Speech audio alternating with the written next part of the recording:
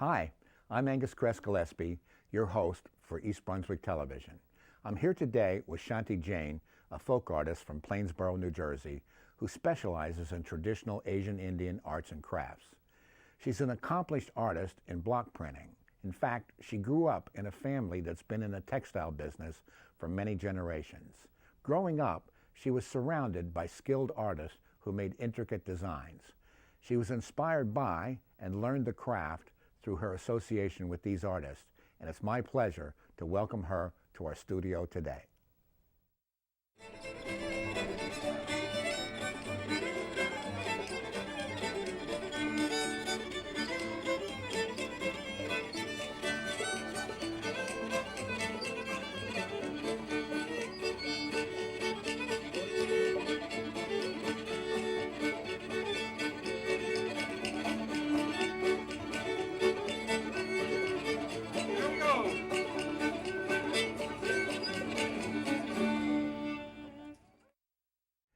Shanti, I understand that you're from Jaipur, which is the largest city and the capital of Rajasthan. What was it like growing up there? I grew up in Jaipur and I stayed pretty much 30 years there, and it was very fascinating. At my childhood, I was surrounded with all kind of art and craft. So your family was in the textile business? Yes. And you got to know a lot of artists that way? Yes. And correct me if I'm wrong, but I understand that block printing in India got started in Gujarat and later on went to Rajasthan. Yes. Jaipur royals invited printers from different places and from Gujarat too. Yeah. And then they settled in Jaipur and then developed their own style and different kind of block printing. And I understand it was long supported by the royal family. It wasn't just commercial. Yes, it was. That way they really create beautiful design because they didn't have to worry about bread and butter. So real good artisan, they got attention So from it was royals. subsidized by. Yes, Yeah. it was. Now, Sanjanish is a city, a district within Jaipur, which has its own distinct style of the wood block. Tell us a little bit about the style of that particular area. Sanganer is very near to Jaipur, a small village which have its own style, and is famous for its fine lines, intricate design, and vibrant colors. And you can recognize with motifs. Lots of motifs are nature inspired, paisley, lotus flower, and some geometrical shapes, and animals too, peacock, elephant. Yeah, in fact, I think you brought some along. Let me pick them up. For example, there's the elephant. That's typical, right? Yes, it is. Okay. And then another one is the mango. Yes. That's typical. Yeah, a stylized typical form. motif. Okay. And even this stylized tree is typical. Yeah, that's correct. That's correct. Okay. Are there others that we should mention? You mentioned the peacock. Yeah, peacock. All animal in a stylized form they print, but peacock, elephant, and camel are most important among those patterns. Okay. And what are some of the recent innovations, new ideas, if any? New ideas, they converted some geometrical design in that, and after 60s, they introduced letter in that too, like Om, Hare Rama, Hare Krishna, like that. Oh, in the Latin alphabet? Yeah. Okay. Let's talk a little bit about the borders. You brought along 4 examples of the borders. Tell us a little bit about how that works. Yes, they print border, and in between they sometimes put small motifs, sometimes all over print. When they are printing border, if they have to print in single color, then there is always one block. One color at a time. Right. But if they are printing multicolor design, then we need more blocks. So I bought the 4 color Okay. blocks. Hold them up for let's hold them up for the camera. Yeah. This one is for background, that calls it gud, and this one is outline. So they overlap. Yes, but they don't get color overlapping. The engraving is like that for each color. Yeah. First for outline, then filling. These are fillings of other colors that calls datta. These two fillings are there. I have 4 color block. And this one is for background. How do you suppose that the Sanganeri woodblock got worldwide popularity? How did that happen? It's just not only textile print. It's has its unique style, and whole work gets done by hand. It starts with washing of cloth to finishing. Whole process is by hand, and it's very fascinating. When you see the design, you can recognize this is hand block printing because it has an imperfection, and that imperfection has a beauty. Because it's not machine made. It's not machine made, and whole process, washing, drying, dyeing, printing till finishing. Now, I understand that you're an artist, and one of the things you do is you create your own designs. Yes, I do. And then you communicate with the carvers of the wood blocks back in India, and they carve the wood block according to your design, and then later on you can use that to actually print the cloth. And I think you brought along an example of that process. Yes. Show us the drawing. Okay. This is my paper design, my whole idea, how cloth needs to be printed. I painted on paper. First I make rough sketches, and then I put it in repeat size to print on cloth. Cloth needs to be printed on certain size, and then block needs to be repeat again.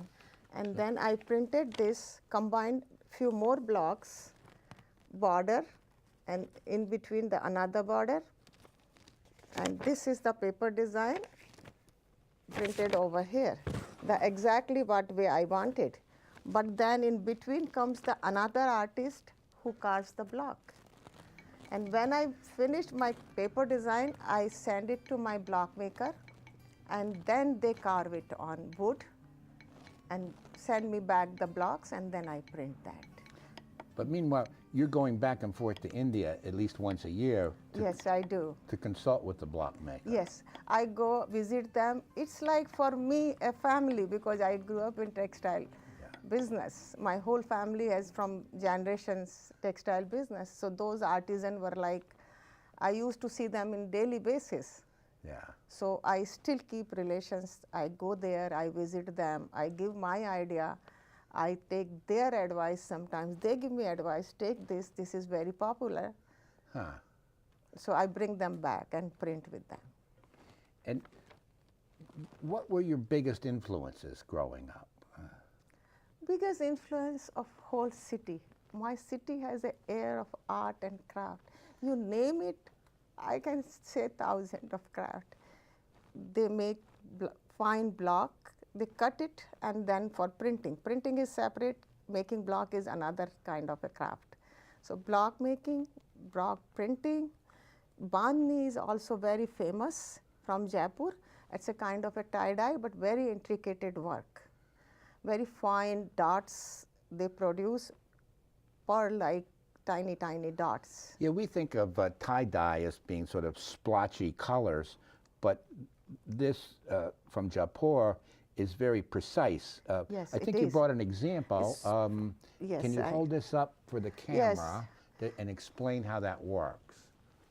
This is the cloth unironed after they tied and dyed, and they open the all threads, and then it becomes, and then if I iron it, design, you can see the tiny pearl-like dots.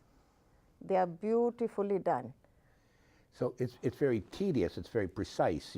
You tie in those dots, but then when it's all done, you remove the dots, right? First dye them in dye bath, and then if it needs another color, then we tie in another dots, and then dye again, and then remove the cloth. Afterwards, open and iron it. So that's a very precise form Yes, it is. of tie-dye. All right, but there's also this more bold pattern. Let's take a look at some examples. Yes. These are bold patterns of modern tie-dye, but I combine both traditional and modern both and teach both how they can do. Here's another example. Okay.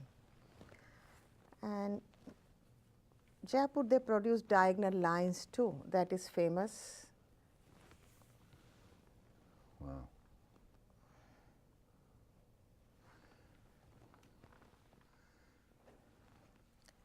I teach, it depends. Here, you mentioned diagonal lines. Yes, Here's one with yes, diagonal yes. lines.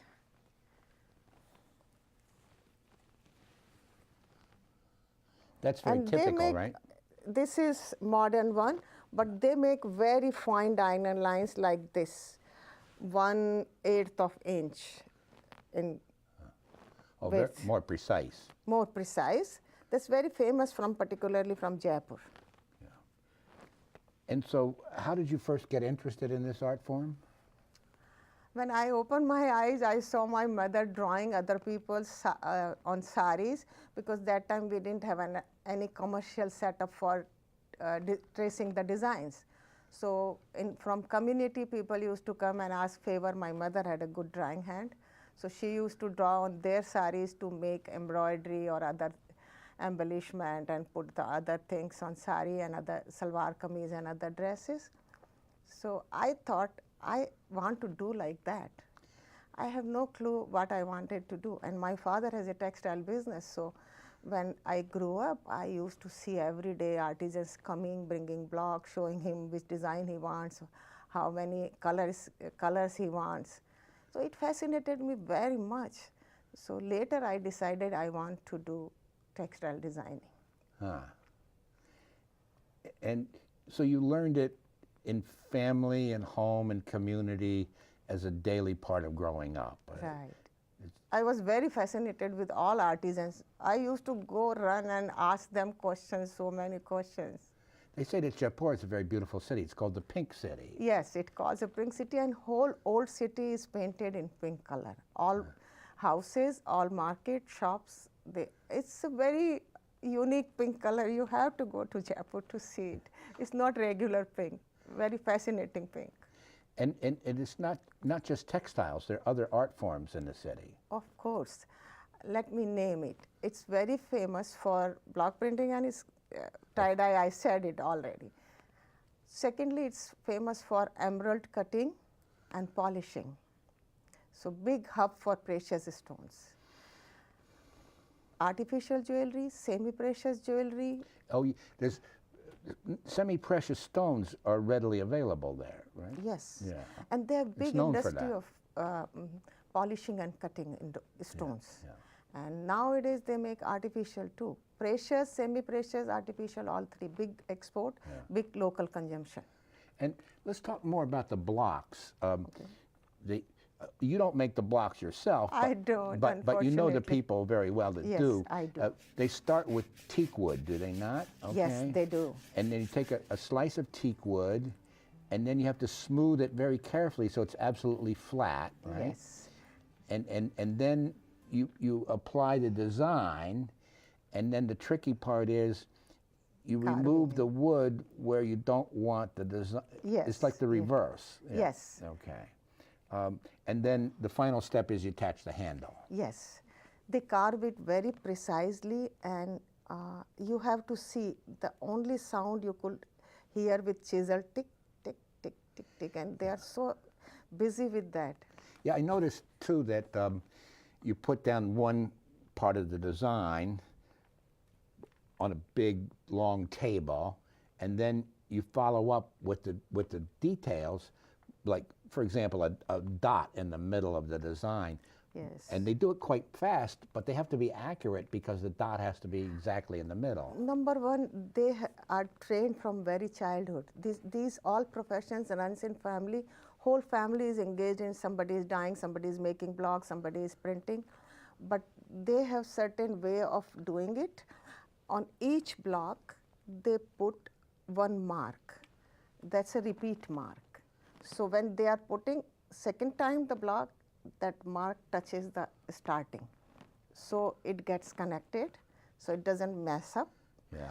And then if they are printing, they are so used to of doing it. They do it amazingly fast. Yes, they If I were do. doing it, I would have to be very slow and Yes. careful, but they do it all Because the it's time. their daily job. Yeah, If you have to teach, it's very easy for you. Yeah. I think so. yeah. And But it's not only on textiles we've been talking about, you also do it on paper from time to time, yes, right? I do on paper too. And why on paper? How's that different? Paper is same block printing but less tedious work. Textile involves lots of steps, but paper doesn't involve lots of steps. It's simpler. It's simpler, and plus with paper you can utilize in different objects like letterhead, envelopes, gift bags, wrapping paper. Or sometimes you could do an intricate design and be suitable for framing, I assume. Oh yes, You could do that too. Definitely. But gift bags and That's a commercial side. yeah. For your own pleasure, you can do anything. Yeah. But that's a commercial side. And getting back to textiles, is it cotton? Is it silk? What textiles do you use? All natural fibers. I use cotton, fine cotton, silk, jute, linen, maybe sometimes chiffon, georgette, but it should be all natural fiber.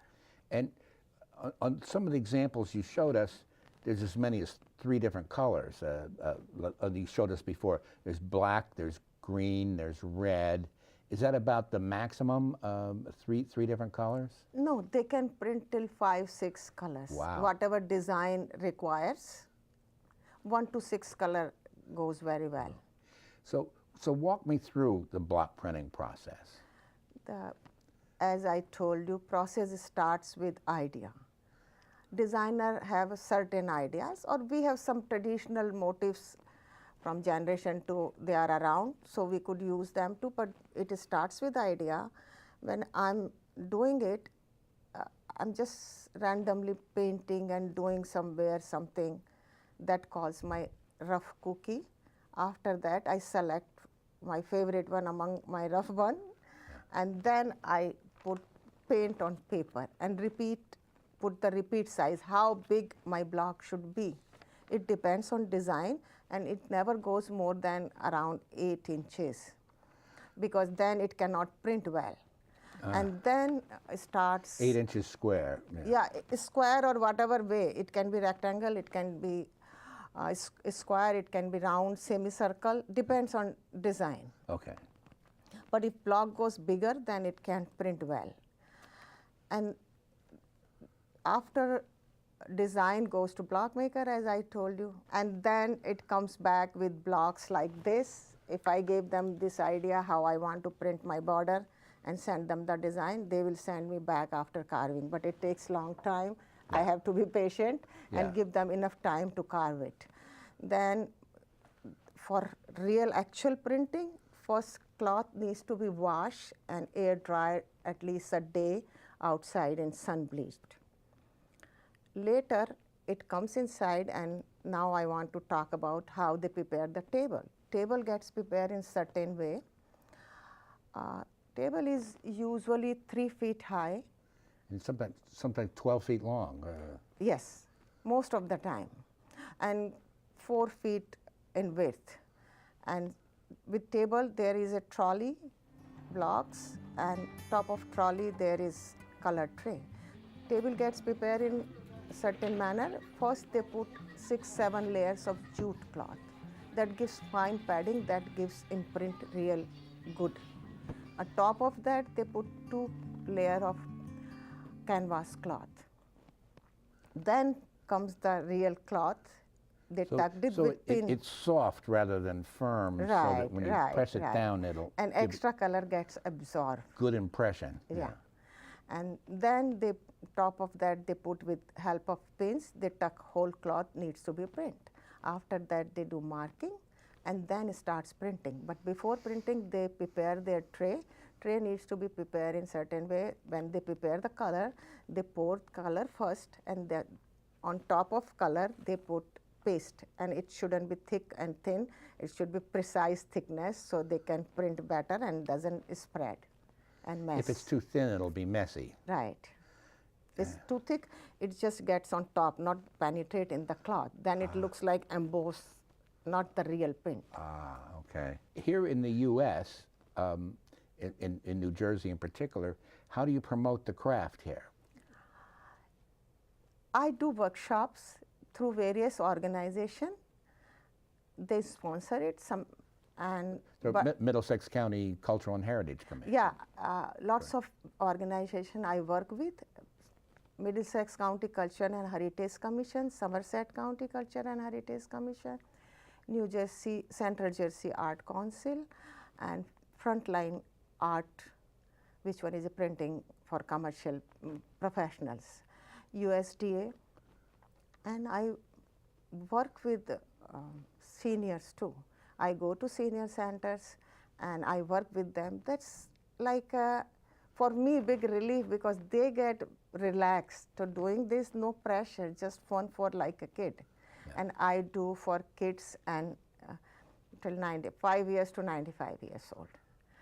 And they sponsor, and I don't do any advertisement, just word of mouth. Whoever knows me, they come call me, and then I'm ready whatever they want to do it. So when you have these workshops, are they mostly Asian Indian clients, or are they from all different ethnicities? No, all different ethnicity. I must say few Indians, because they might think they can do it, or I don't know, some Indians, but most of the time it's a mix. Yeah. And some of the Indians think they know more about it than they really do.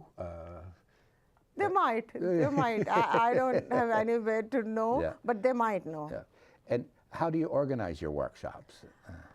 As soon as somebody knows about my work, they call me. Sometimes through these organizations, sometimes with newspaper or some article or something, they call me. Then I ask them what is their goal to do the workshop. That's good, yeah. Then they explain me whether it's just for fun-filled thing, activity, or for some occasion, or they have a real professionals, printers who wants to learn the block printing, cloth printing, or this is just for kids or seniors. So I plan accordingly. Then I ask how many people are going to be there. So you know how much material to bring. Material, and then I have to see the logistic, all logistic. I'm the one person who is demonstrating everything. Then I have some volunteers to help me. If I have more than 30 people, I always need a volunteer to help me out. Does your husband help sometimes? My husband is always helping me in all logistic, because I'm very poor in logistic. I can't figure it out. I have to be like there in 10 o'clock, so I have to start from 9 and 15 minutes for some unknown element. He keeps you on schedule. Yeah. And he's very good in that. Yeah. But I just do the creative part. Yeah. And do you have any, apprentices, people who've studied with you, who you really feel have come a long way and are almost expert at it? All my nieces, I have 8 nieces, they all learn from me, and their kids are over here, they are studying. So they learn whenever they get chance, they learn with me, and they go with me where I go whenever their study permits. I don't push them to come every time, but since I have so many relatives over here, they are learning. And my friends, their kids, they are all willing to learn, but nobody learns completely from me. Yeah. I'm honest. Yeah. Because I want them to learn, but they have different priorities they want to finish. Yes. They are not going to be textile designer if they are in teaching. They just want to learn how to teach the kids. Yeah. And that's very satisfying for me. What other crafts are you involved with? I do the bandhni too. I teach the traditional tie-dye. Yes. That's called bandhni. And I combine sometimes block printing and bandhni together. Okay. And Yeah, I've seen some of your work where it's like a tie-dye background, but there's block printing on top of the tie-dye. Right, It's right. kind of interesting. And sometimes you even use mica for sparkling. Yes. Yeah. So, give me an example when you were persistent in the face of obstacles. One time I was doing workshop for middle schooler kids with learning disability. I was there and honestly I didn't know what I was getting into. I thought middle schoolers are there, so I can do it. I went there. As soon as I started, usually my workshop starts with little introduction and history. And I ask question to them, what interests them, this thing. But before I could say 2 sentences and I saw on all tables, every kid was doing something different. Some started using paint, some started. I stopped for a second. I was nervous. It was kind of chaotic. Yes, it was. So I stopped for a second and I changed my strategy. I says, this is not traditional, my regular workshop. So I asked the chaperone which one, there were lots of chaperones with those kids. Yeah. Every 6 kids have, or 5 kids have one chaperone. So I asked them, please you go on table and talk to your kids and manage them. Meanwhile, I will come.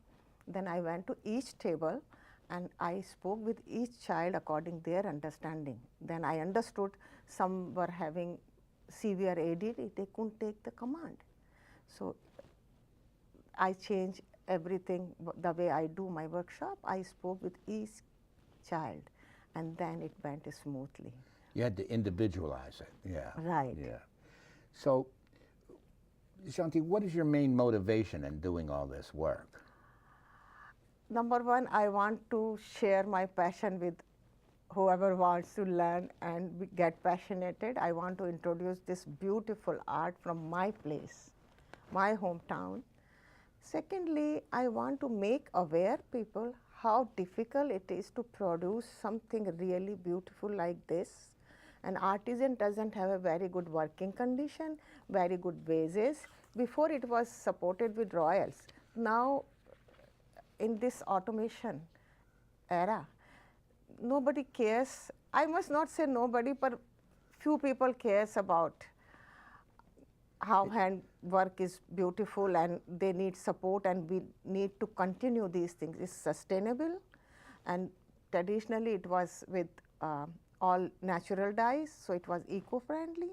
So we have to support this art, buy them, make people aware of that, their working condition. Now government is supporting, doing some work, some NGO are also coming, but still lots of support they need.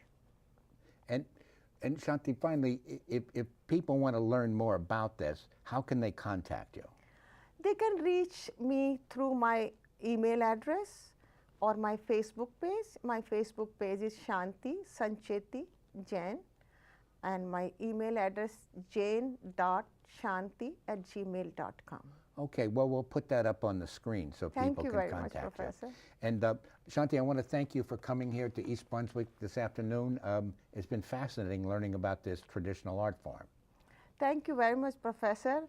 I'm so glad to share with you. Then probably more and more people will get interested. And thank you for giving me chance.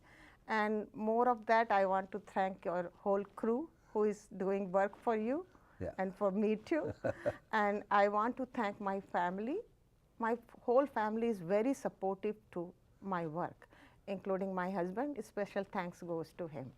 My brothers, sisters, my son, my nieces, nephews, everybody is supportive of this and they know too. They learn and they know too. Well, I think it's important to continue this tradition. Yes, that's what I feel.